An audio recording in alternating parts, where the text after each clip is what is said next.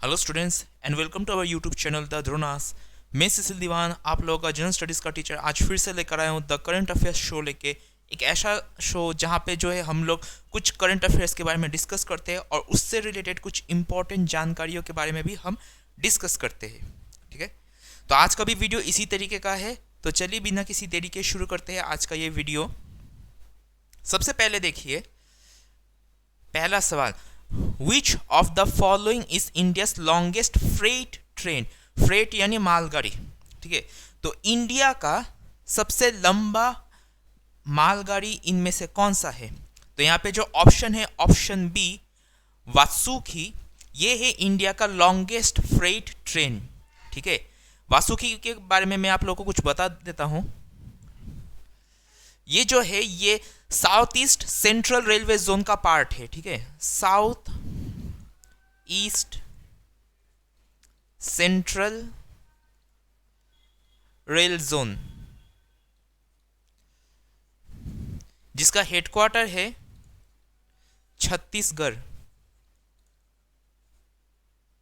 Okay, इसका headquarter है छत्तीसगढ़। ये जो ट्रेन है ये छत्तीसगढ़ के भिलाई से लेकर कोरबा तक कनेक्ट करता है।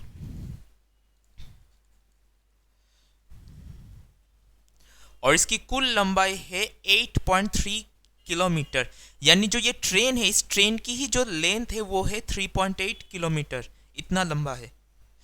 इसके अलावा कुछ और दूसरे ऑप्शंस को अगर मैं डिस्कस करूं जैसे विवेक एक्सप्रेस, तो ये है longest passenger train. Longest passenger train, कभी कभार ये भी पूछा जाता है कि वो कौन सा लॉन्गेस्ट रेल रूट है। ठीक है, तो वो एक्चुअली विवेक एक्सप्रेस ही है। विवेक एक्सप्रेस जो है ये डिब्रूगढ़ से जो असम में है, ठीक है, डिब्रूगढ़ से कन्याकुमारी तक जाता है। ओके, जो तमिलनाडु में है। ओके, और ये सबसे लंबा पैसेंजर ट्रेन है। इसके अलावा जो थर्ड ऑप्शन है आपका Sheshnag and super anaconda, actually Vasuki freight train आने से पहले शेषनाग एंड सुपर एनाकोंडा ये दोनों इंडिया के लॉन्गेस्ट फ्रेट ट्रेन थे। लेकिन अब क्योंकि वासुकी आ गया है तो ये दोनों जो ये फॉर्मर लॉन्गेस्ट फ्रेट ट्रेन हुए। ठीक है, जिसमें से शेषनाग का जो लेंथ था वो था 2.4 किलोमीटर। ओके, अच्छा यहाँ पे एक चीज़ रेक्टिफाई करना पड़ेगा, कर लीजिएगा कि जो लेंथ है वासुकी फ्रेट ट्रेन का वो 3.8 नहीं 3.5 कर दीजिएगा। ओके, ये 3.5 होगा। चलिए नेक्स्ट सवाल, सृष्टि गोस्वामी। रिसेंटली सृष्टि गोस्वामी काफ़ी मतलब चर्चे में थी। आप लोगों को पता भी होगा उनको नायक सीएम कहा जा रहा था। ठीक है, तो Srishti Goswami became one day CM of which state. जिस तरीके से नायक मूवी में अनिल कपूर जी वो एक दिन के सीएम बने थे महाराष्ट्र के, उसी तरीके से सृष्टि गोस्वामी जो है ये किस राज्य की मुख्यमंत्री बनी एक दिन के लिए? ये है आपका आंसर उत्तराखंड।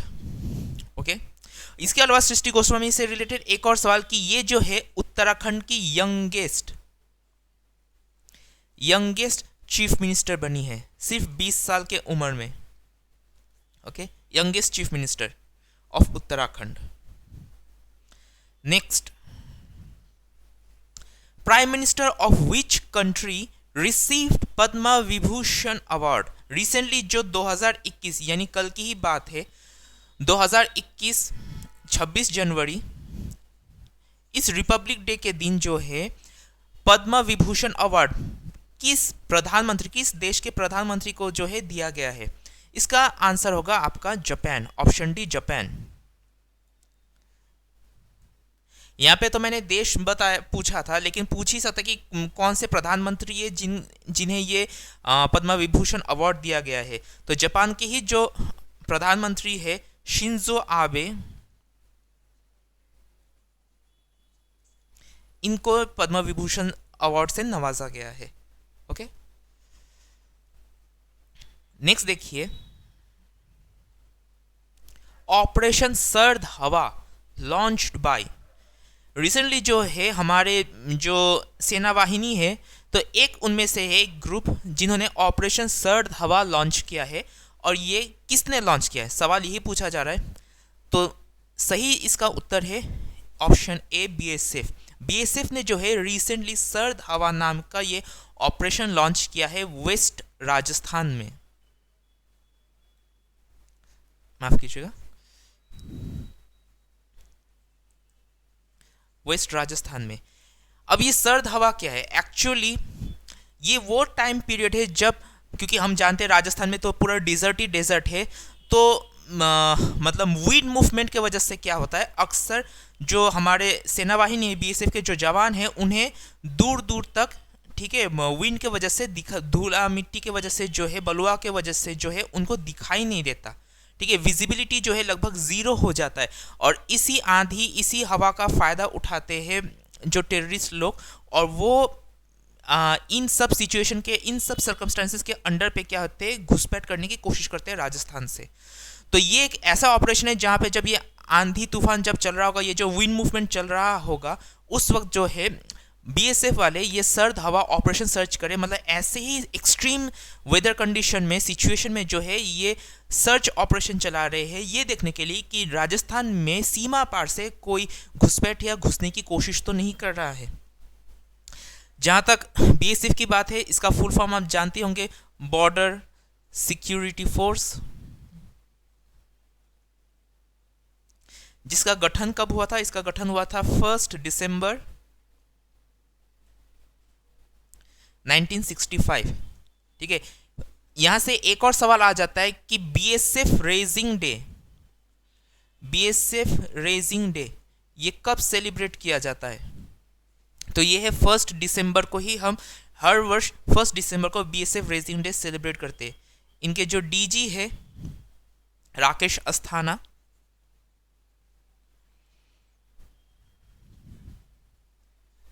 ओके। इसके अलावा कुछ दूसरे जो शॉर्ट फॉर्म्स है वो भी देख लीजिए, जैसे आईटीबीपी का है Indo Tibetan border police, SSB सशस्त्र सीमा बल,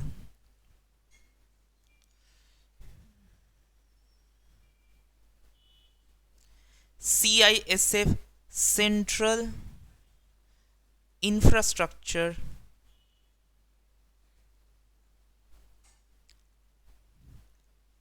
सिक्योरिटी फोर्स, ठीक है। और एक चीज मैं बता दूं, ये चारों के चारों जो है ये कैफ के, CAPF कैफ के पार्ट है, कैफ के हिस्से है। अब कैफ यानी, कैफ का फुल फॉर्म है central armed police force, okay. Kaif अलग होता है और इंडियन आर्मी ये अलग है, ओके। कैफ के अंदर जो है बीएसएफ, आईटीबीपी, एसएसबी, सीआईएसएफ आते हैं। इसके अलावा एक और आता है, वो है आपका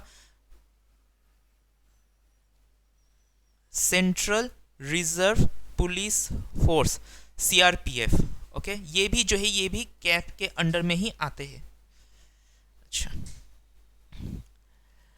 अच्छा, इसके पहले कि मैं जो 5th सवाल है ये डिस्कस करूं, मैं आप लोगों को बता देना चाहता हूं कि हमारा इंस्टीट्यूट द द्रोणास में जो है online plus offline off different courses like SSC, railway, banking and special course on WBCS ये प्रोवाइड किए जा रहे हैं, ठीक है।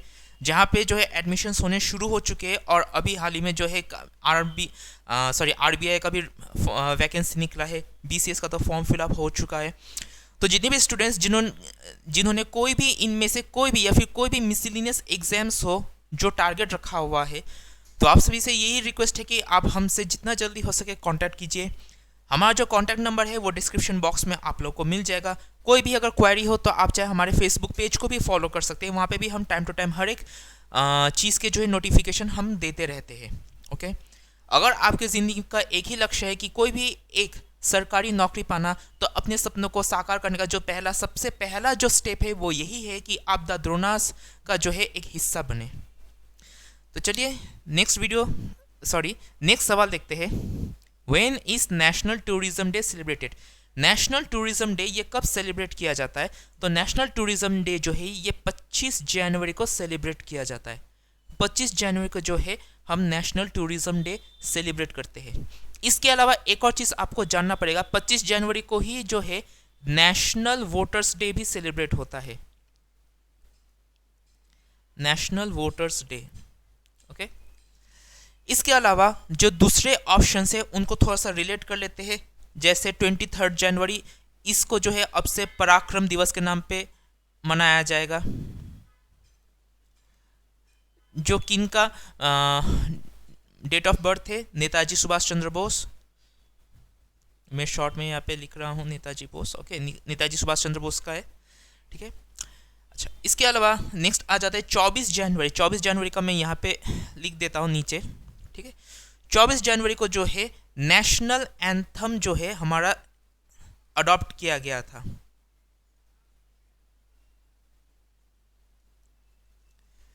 एक्चुअली 24 जनवरी 1950 को जो है नेशनल एंथम जो है हमारा जनगण मन, इसे अडॉप्ट किया गया था।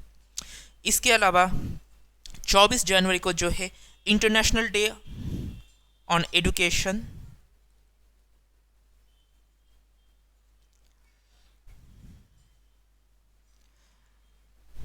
ये सेलिब्रेट मनाया जाता है, इसका भी मनाया जाता है।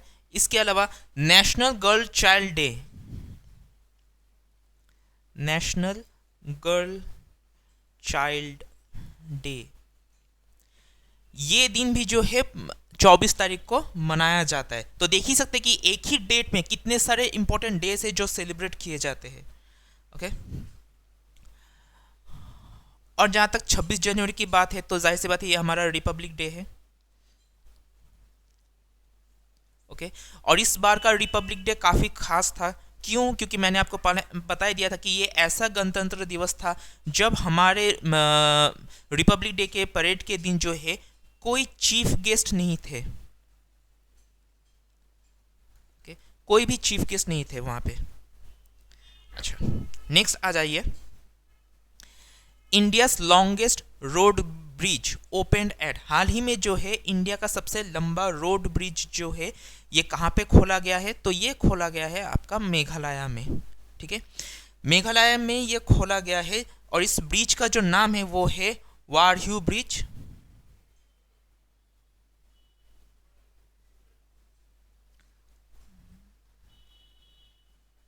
और ये मेघालय के सोबार जो ईस्ट खासी हिल में पड़ता है,